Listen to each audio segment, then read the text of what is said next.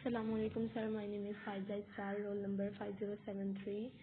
My topic is insertion reactions of organometallic compounds and their uses in organic synthesis. What is insertion reaction? Insertion reaction एक ऐसा chemical reaction है जिसमें एक chemical entity जो कि एक मॉलिक्यूल भी हो सकती है और मॉलिक्यूलर फ्रेगमेंट भी या फिर लिगेंड इंटरपोज या इंसर्ट करवाती है itself into an existing typically second chemical entity या फिर कंपाउंड, इसे हम कहते हैं इंसर्शन रिएक्शन. सपोज ए इंसर्ट हो रहा है इनटू बी सी और हमें मिल रहा है बी ए सी.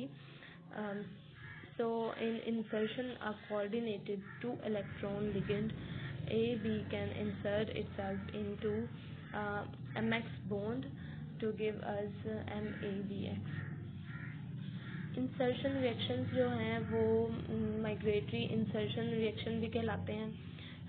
ये माइग्रेटरी इंसर्शन इसलिए कहते हैं क्योंकि इसमें एक ग्रुप जो होता है वो सिर्फ अपनी पोजीशन चेंज करता है, माइग्रेट करता है, एक पोजीशन से माइग्रेट करके किसी दूसरे एटम के ऊपर जाके अटैच होता है, अपने ही कंपाउंड के एटम के ऊपर जाके अटैच हो जाता है और पीछे एक वैकेंट साइट क्रिएट हो जाती है, जिस वैकेंट साइट पे आके फिर इनकमिंग लिगेंड जो होता है वो आके इंसर्ट होता है. तो इस वजह से हम इसे माइग्रेटरी इंसर्शन कहते हैं. ये इंसर्शन रिएक्शन जो हैं वो उसकी दो टाइप्स हैं. एक है 1-1 इंसर्शन और एक है 1-2 इंसर्शन. 1-1 इंसर्शन में क्या होता है कि ऐसे इंसर्शन जिसमें मेटल और जो माइग्रेटिंग ग्रुप है वो एक ही कार्बन के ऊपर अटैच होते हैं. आफ्टर माइग्रेशन जब मेटल को माइग्रेटिंग ग्रुप लीव कर देता है और वो जिस एटम के साथ अटैच होता है उसी एटम के साथ मेटल भी अटैच होता है. मीन्स मेटल और जो माइग्रेटिंग ग्रुप है वो एक ही एटम के साथ अटैच होंगे. Means then M and X ends up at the same atom. X is the migrating group. जैसे यहाँ पे 18 इलेक्ट्रॉन्स मेटल के पूरे हैं, जो माइग्रेटिंग ग्रुप है X है वो मेटल के साथ अटैच है. पर जब X जो है वो माइग्रेट कर जाता है ऑन दैट कार्बन, जिस कार्बन के साथ मेटल भी अटैच है, तो वहाँ पे मेटल जो है उसके ऊपर एक वैकेंट साइट क्रिएट हो जाती है और अब मेटल के पास 16 इलेक्ट्रॉन्स हैं. यहाँ पे मेटल जो और माइग्रेटिंग ग्रुप है वो एक ही कार्बन के ऊपर अटैच है, means on the same atom. तो ये है हमारे पास 1-1 इंसर्शन रिएक्शन. मतलब मेटल और जो माइग्रेटिंग ग्रुप है एक ही कार्बन के ऊपर अटैच है. जो वैकेंट साइट अब मेटल के ऊपर क्रिएट हो चुकी है, जो इनकमिंग लिगेंड है वो आके इस वैकेंट साइट के ऊपर अटैच होगा और हमें प्रोडक्ट मिल जाएगा और मेटल के जो हैं 18 इलेक्ट्रॉन्स वो फिर से कंप्लीट हो जाएंगे. ये जो 1-1 इंसर्शन रिएक्शन है ये कॉमन है in the type of eta1 ligands. For example CO. eta1 ligands वो होते हैं जिनकी हैप्टिसिटी जो है वो 1 हो, मतलब ऐसे लिगेंड्स जो कि एक एटम के साथ अटैच होते हैं उन्हें हम कहते हैं eta1 लिगेंड्स. इन दी 1-2 इंसर्शन रिएक्शंस, ये वो इंसर्शन रिएक्शन है जिसमें थोड़ा सा डिफरेंस है. मेटल और जो माइग्रेटिंग ग्रुप है वो एक ही कार्बन के ऊपर अटैच, मींस एक ही एटम के ऊपर अटैच नहीं होंगे, वो ऑन दी डिफरेंट एटम्स के ऊपर अटैच होंगे. मतलब जो एडजेसेंट एटम होगा जिसके साथ मेटल अटैच है उसके एडजेसेंट एटम के साथ जो होगा माइग्रेटिंग ग्रुप अटैच होगा. Means when M and X ends up at the adjacent atom.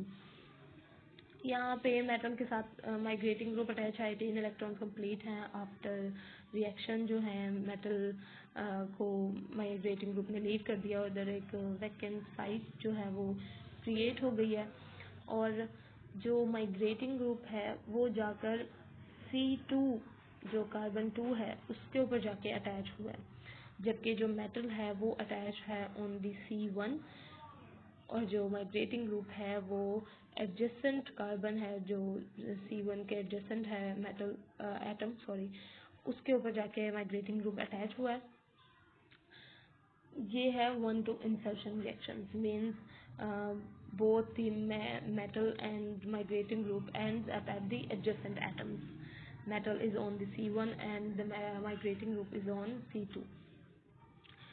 तो जो वैकेंट साइट सिमिलरली यहाँ पे भी क्रिएट हो गई है। अब जो इनकमिंग लिगेंड होगा वो आके इंसर्ट होगा on that vacant site of the metal और हमें फाइनल प्रोडक्ट जो है वो मिल जाएगा। ये जो 1-2 इंसर्शन रिएक्शंस हैं ये कॉमन होते हैं इन दी eta2 ligands, for example C2H4।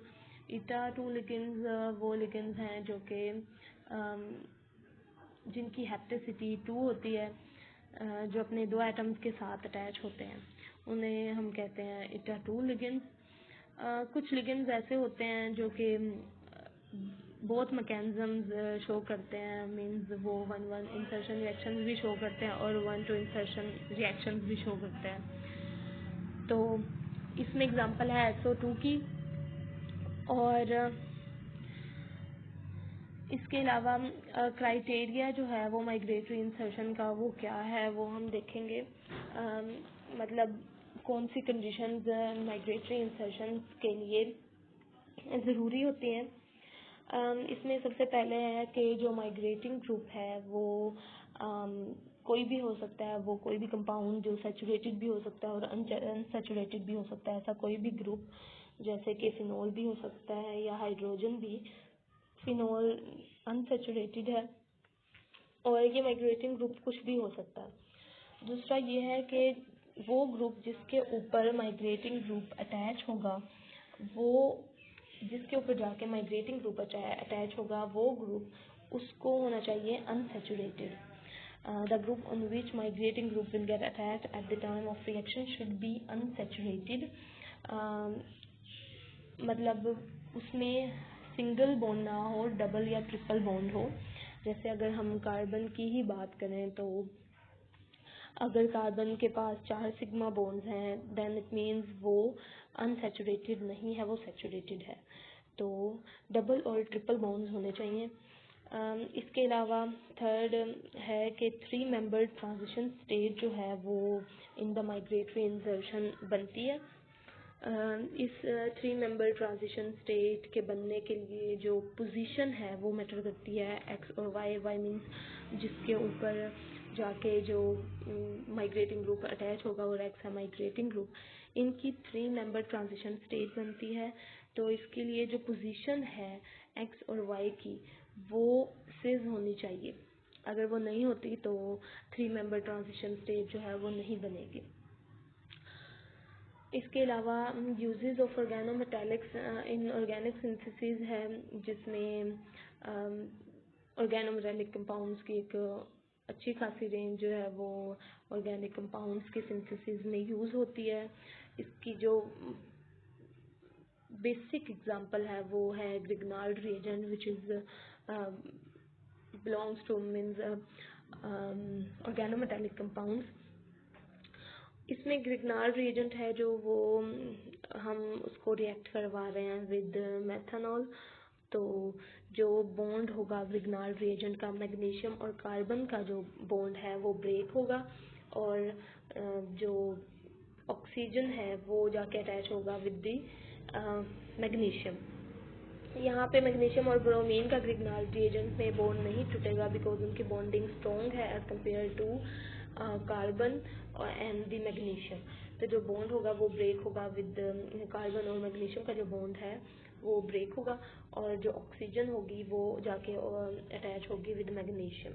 तो ये ट्रांजिशन स्टेट हमारे पास पहले बनेगी, फिर एक प्रोटॉन हम देंगे तो वो हाइड्रोजन जो है वो जाके MgBr जो है वो ऑक्सीजन से डिटैच हो जाएंगे और जाके अटैच हो जाएगा वहाँ पे हाइड्रोजन और हमें मिल जाएगी अल्कोहल, हमें मिल जाएगा 1 प्रोपेनॉल। ग्रिग्नार्ड रिएजेंट के ज़रिए हम प्राइमरी अल्कोहल भी बना सकते हैं, सेकेंडरी अल्कोहल भी बना सकते हैं और टर्शरी अल्कोहल भी बना सकते हैं। और इसके अलावा ये हम अल्केन की सिंथेसिस में भी हम इसको यूज़ करते हैं। फॉर एग्ज़ाम्पल हम रिएक्ट करवा रहे हैं विद वाटर एंड ईथर, तो हमारे पास जो प्रोडक्ट आ जाएगी वो आ जाएगी इथेन। ग्रिग्नार्ड रिएजेंट को हम ट्रीट करवाएंगे विद H2O और ईथर, तो हमारे पास अल्केन आ जाएगी।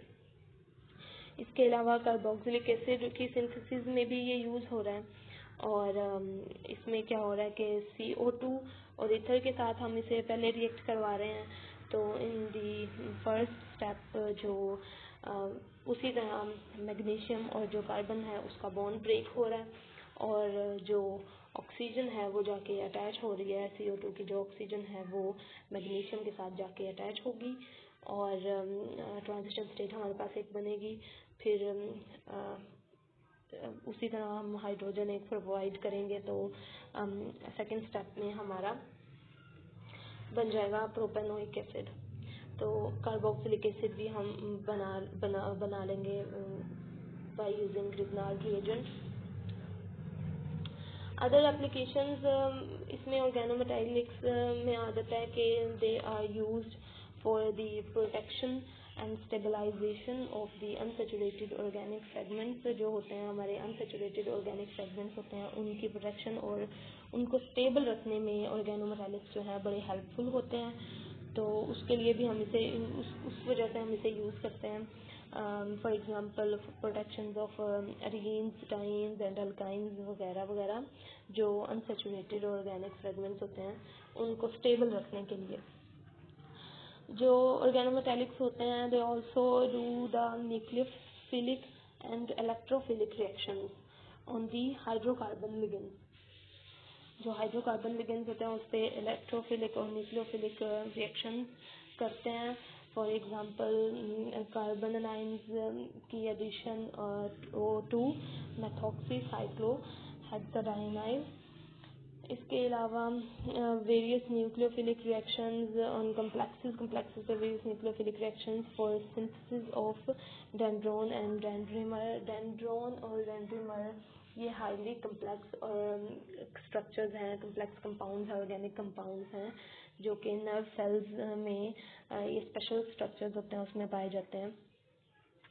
It also aids in the formation of C-C bonds using oxidative additions of organ halides or related electrophiles.